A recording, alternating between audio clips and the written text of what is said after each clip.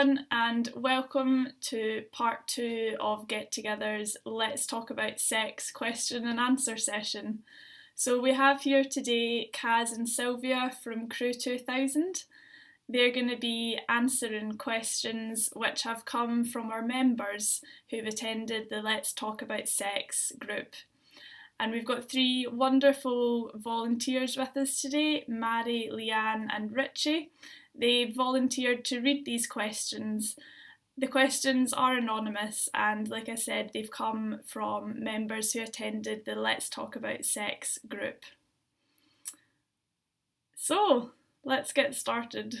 My partner and I often feel insecure and often want to break up because of a misunderstanding. How do you build confidence in a relationship? Practice, patience, perseverance, giving each other space, spending time with other friends as well as together, learning how to have conversations together, but also being comfortable when we need to just be in the silence as well, Leanne. And also it's a matter of trust as well. You must talk to each other. And that's the main building block. You've got to start, it's the same as a house, you've got to start with one brick and build that brick up. So it is all about confidence and talking and chatting to each other and trying not to misunderstand, because we do misunderstand people. Just don't take it too quick and listen to each other's feelings and understand what the other person will think because you think differently. When should you kiss on a first date? Well, if you are on a first date, you might want to kiss, you might not want to, you might just want to say goodnight and hug. But if you do feel confident enough to kiss, the main thing is, if you're not sure how to kiss, just trace their lips with your tongue or your lips. Just get the feel of each other's lips and the shape of it.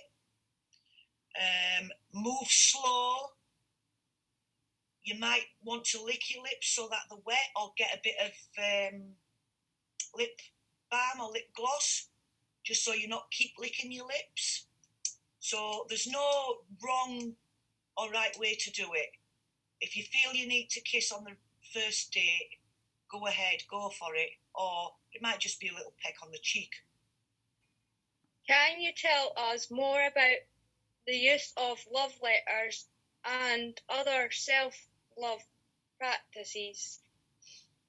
Yeah, definitely. This is something that we have discussed in our conversation groups about how do we write a letter of love to ourselves and how do we practice love with and on ourselves as well as with another person. And drawing pictures, leaving little notes about the house or in someone's diary or in their car, in their wallet or purse. These kind of things can be another way to inspire and create that kind of energy round about us. Even, as Cass says, love letters, little cards, things like that. Before I got married, I used to love Milky Bar white chocolate. And everywhere I went, this little bar of Milky Bar used to be somewhere. I'd just been baptised as an older person so that I could get married. And I went to put the video in of my baptism, and the vicar was standing next to us. And here, there's this Milky Bar pops out of the DVD player. And it's like, oh, but how appropriate was that? Just simple, nice little things, bunch of flowers. You don't even have to spend anything. Yeah. Just a thought, candle, or even a candle if you're coming in. Just light a candle, even, or spray perfume around the room. Or like Mari said, what about spraying perfume or your favourite scent on the pillow, even, and you think, oh, that's nice.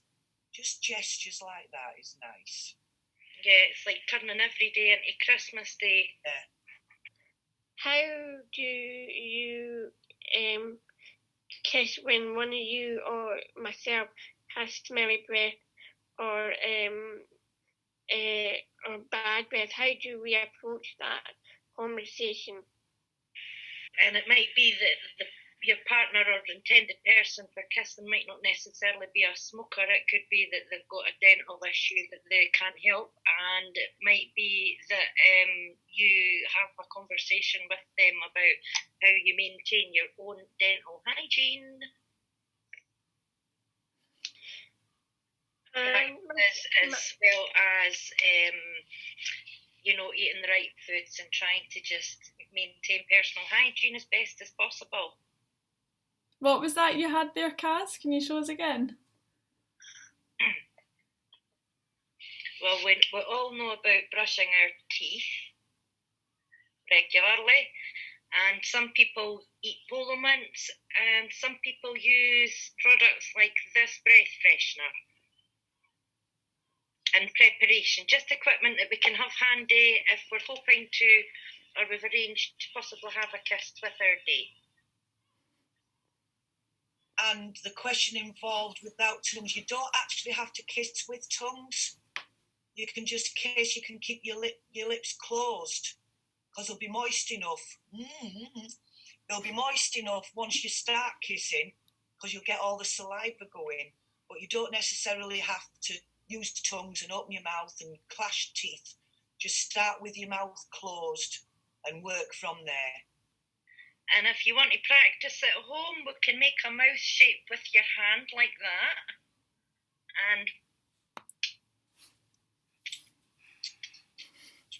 And just practice. Whether you want to make lots of noises or not. Cool. Brilliant. That was a fun answer. I liked that. If I had a girlfriend or a boyfriend, would it be okay for me to chat to other women or girls? Yes, it's always acceptable to have friends of both sexes, and it can be very healthy for a relationship to have other friends as well that don't involve intimacy. And as long as there's trust and respect shown within the bounds of that relationship, it can really help a relationship grow. How do I prepare to have sex with my partner? Well, it's all about safety. So make sure you're prepared, you've got your condoms, you've got your lube. If you do want to prepare for sex and you're at the tip of it, you can still say no. You think, oh no, I wanted it, but I don't. But make sure you're in a comfortable position, nice and private, candles, sitting on the couch, on the bed, have a nice movie. And sex doesn't have to be penetrating sex. It can be touchy-feely without actually penetrating your body, if you know what I mean. Does that make sense? And petting as well can be very, very pleasurable, like a basic cuddle, and then it can get richer, deeper and more personal, and it doesn't always have to mean an orgasm as well. Question 7. How do you get someone to back off? You can say no in a nice way. If they're pestering you, you're busy, you've got your own life, and you can actually say, oh, I'm doing this, or I'm not in the right place, but you can say it nicely.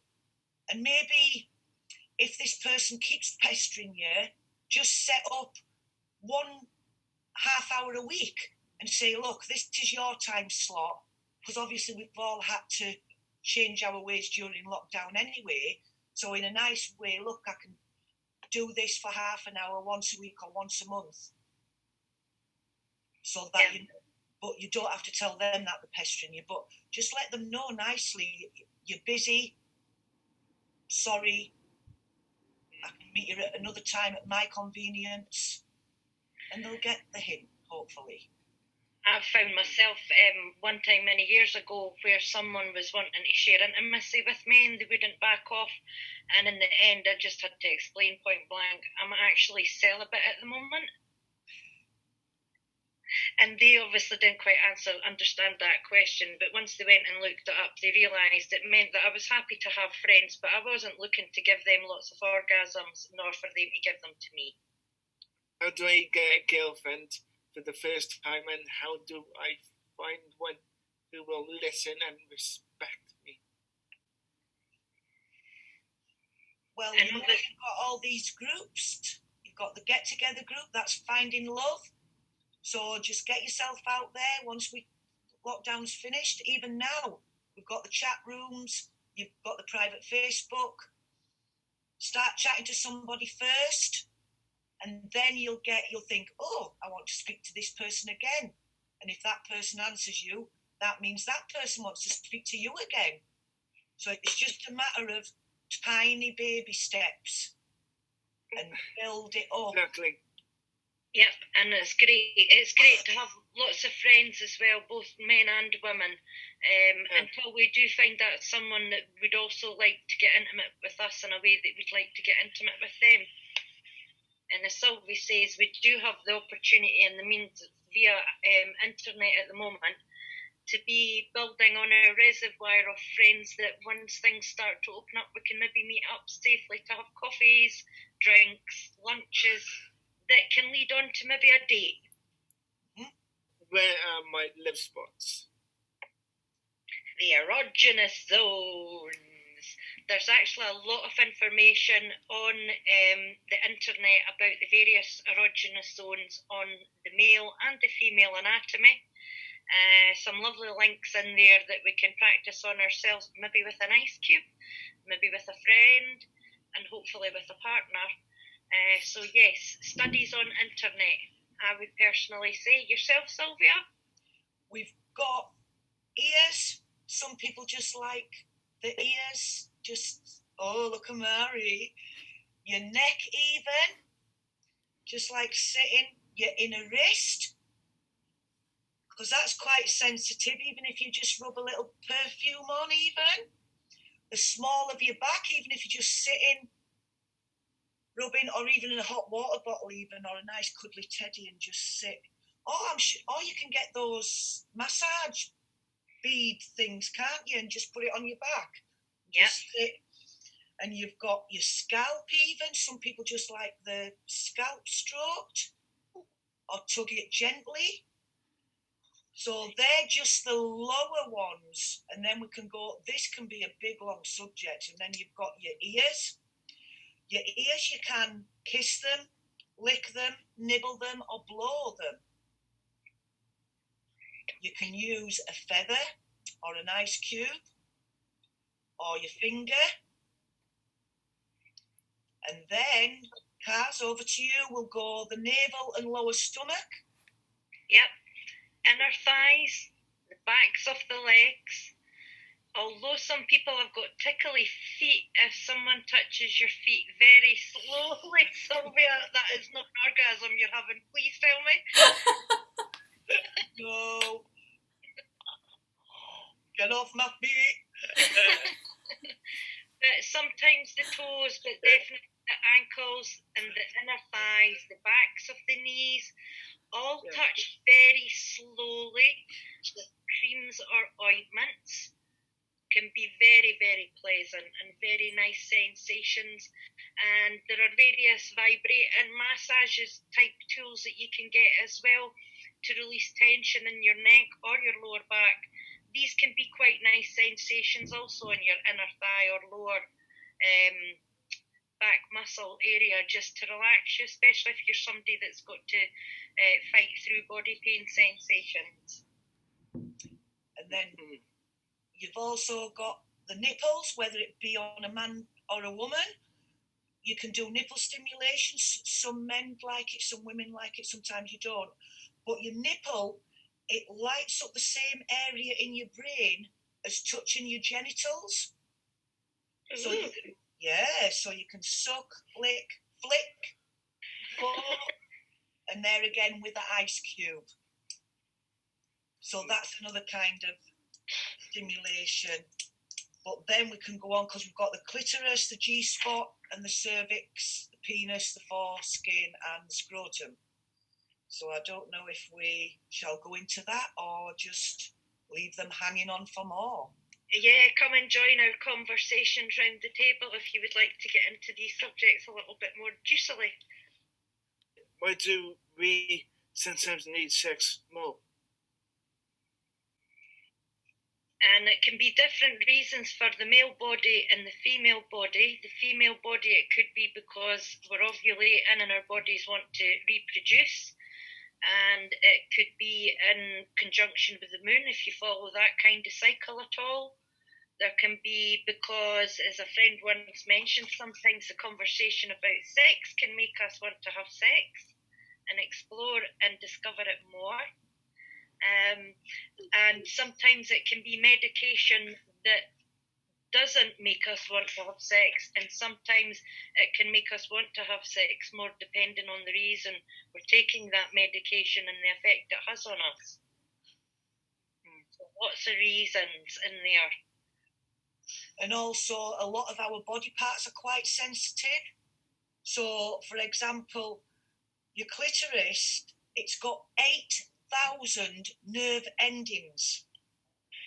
So just think think of the cotton bud even, touching that, how sensitive that would be. And I can't think off the top of my head to coin the phrase how many nerve endings there is in the head of a penis. But again, the same thing can be used. Imagine a cotton bud, maybe one that's been wet and put in the freezer so that it's very, very cold. Imagine that touching either your clitoris or the head of a penis. Your brain's instantly going to see and feel that sensation, hopefully in an interesting and pleasing way. Sometimes as well, people see sex as love, and as we know, that isn't necessarily the case. And some people feel more fulfilled and more loved if they're having a lot of sex. It just, as Sylvia says, it's a very deep subject because it can get very complex if people aren't being honest and having conversations properly about things. I want to thank Sylvia and Kaz and Beth. Beth is from Get Together and Sylvia and Kaz are from Crew 2000. I want to thank Leanne and Richie as well for volunteering so bravely, and just to say how awesome you all are, and remember to practice self-love, and you're just all wonderful, just really brave people coming out and being very brave and talking about these things, because more education and knowledge, less embarrassment and more happiness and joy we get, basically. So that's all I like to say. Thank you. Oh, thank you. Thank Thanks, you. Maddie. Well, hug.